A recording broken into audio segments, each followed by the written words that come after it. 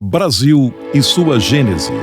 Embora as tradicionais figuras ocupantes do poder das últimas décadas muito tenham feito para minorar a importância do movimento ocorrido em todos os estados da Federação na terça-feira, 7 de setembro, em apoio ao presidente Jair Bolsonaro, não se consegue deixar de reconhecer que se tratou de uma das maiores mobilizações dos últimos 20 anos. Como e por quê? Eis a questão. Indigesta para alguns, inconcebível para outros, deixou, entretanto, recados importantes. A partir do momento em que Bolsonaro tem cometido ao longo de 2021 erros graves para um presidente, seja nas atitudes, seja nos pronunciamentos desnecessários à saúde política e econômica da nação e à dele mesmo, outros fatores mais importantes que as cores do evento são sinais evidentes de mudanças profundas. Redes sociais, a modificação dos costumes, os pecados despudorados das elites, o desnorteamento dos poderes, a acessibilidade às informações e, acima de tudo, a transformação do perfil socioeconômico, entre outros fenômenos, sopram a favor de mudanças, que crítica alguma pode parar, aliás, acaba por acelerar. A um presidente da República condiz governar com serenidade, mais do que brigar. Melhor silenciar que metralhar verbalmente os desafetos. Não precisa ter uma opinião pessoal para tudo, mas ser um intérprete das diversidades para harmonizá-las. Às vezes esquecendo até a própria opinião em favor da mais conveniente e proveitosa. Exemplos pessoais, respeito e boas maneiras facilitam a superação dos muitos obstáculos, mesmo entre latidos, pedradas e tentativas de assaltos. Precisa seguir. No momento crítico, num país sacudido, a superação da pandemia e o retorno à normalidade se impõem. A acachapante maioria da nação, com razão, confia na eficácia das vacinas e anseia por elas, já que a queda vertical de óbitos se liga à expansão da vacinação.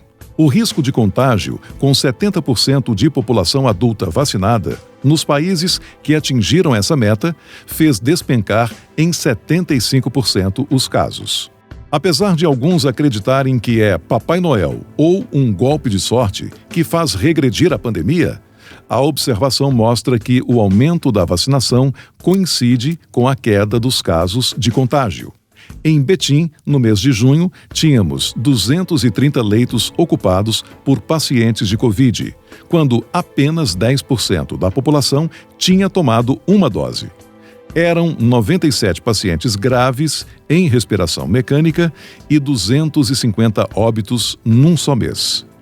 Ontem, felizmente, uma semana após se concluir a vacinação até os 18 anos, os leitos ocupados eram apenas 18 e os pacientes em ventilação mecânica somente 6. Os eventos do 7 de setembro não representam a tendência majoritária, mas um movimento poderoso de pessoas convencidas e dispostas. Dois setores que sempre ficaram à margem do comando da nação mostraram força: o agronegócio e os caminhoneiros autônomos. O setor de produção agrícola, sem carapuça, desceu em Brasília, talvez em princípio de conscientização de que é ele, de fato, que sustenta o país e não outros. O setor que quer respeito. Há mais de uma década produz quantidades ininterruptamente crescentes, alimenta o Brasil, exporta imensidão de produtos, é o maior empregador do país, gera divisas e receitas públicas, esbanja um superávit setorial estonteante. O agronegócio passou todos os demais setores em importância. Alcançou 26,6% de participação no PIB, 2 trilhões de reais dos 7,45 trilhões de reais do PIB nacional. Deixou para trás o setor industrial, com 20,6% do PIB. Num cenário em que grandes bancos e as maiores empreiteiras de obras públicas dominaram o poder, o futuro sinaliza que o agronegócio quer o quinhão dele, já que é quem paga a conta do déficit financeiro dos desmandos dos outros. Ainda exporta 101,3 bilhões de dólares em produtos primários, que quitam o déficit dos demais e geram 50,9 bilhões de dólares de superávit para o Brasil. Sem ele, seria a falência. O Brasil, maior exportador mundial de alimentos e de minérios estratégicos, se ergue como imprescindível aos equilíbrios mundiais. O motor do Brasil está nas atividades deles, apesar de a cabine de comando, legislativo e executivo, ser dominada por outros. Eles que pagaram a conta da festa, entre aspas.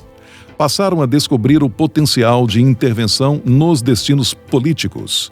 São eles os mais enfurecidos com os desmandos e a corrupção, e a favor da sustentabilidade que praticam de verdade.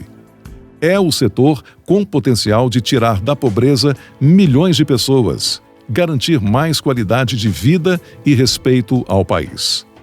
Não se trata mais de fazendeiros desnorteados, apenas à procura de crédito. Baixaram em Brasília mais que para apoiar Bolsonaro, para mostrar aos três poderes a dimensão hegemônica e a contrariedade com o mecanismo podre que apequena o Brasil. Querem o que a bandeira verde-amarela alardeia: ordem e progresso. Cada macaco no seu galho. São pessoas rústicas que começam a deter as rédeas da economia nacional. O dia 7 de setembro de 2021 determinou, mesmo que ainda não aparente, a perda enorme de poder da velha guarda e abalou estratégias de quem trabalha para resgatar os petrolões e mensalões, únicas fórmulas para ganhar dinheiro fácil e deixar o Brasil empobrecido. O noivado do agronegócio com o explosivo Bolsonaro representa mais um repúdio ao mundo que a Lava Jato escancarou. Um mundo de gente que não sua a camisa, não arrisca, não trabalha e não produz. Gente perigosíssima, viciada em luxos, que diminui e sequestra a dignidade do Brasil. Os defeitos e pecados de Bolsonaro desaparecem na magnitude e gravidade dos horrores que presenciaram em outras épocas. Mas, se eles alimentam a nação, os caminhoneiros são aqueles que movimentam tudo. Outros que molham a camisa, que se sentem vítimas dos poderes mais exercidos. A escalada do agronegócio ainda está em curso. Faz parte de uma gênese nacional, talvez a salvação de um Brasil onde o agronegócio quer assumir o que lhe compete.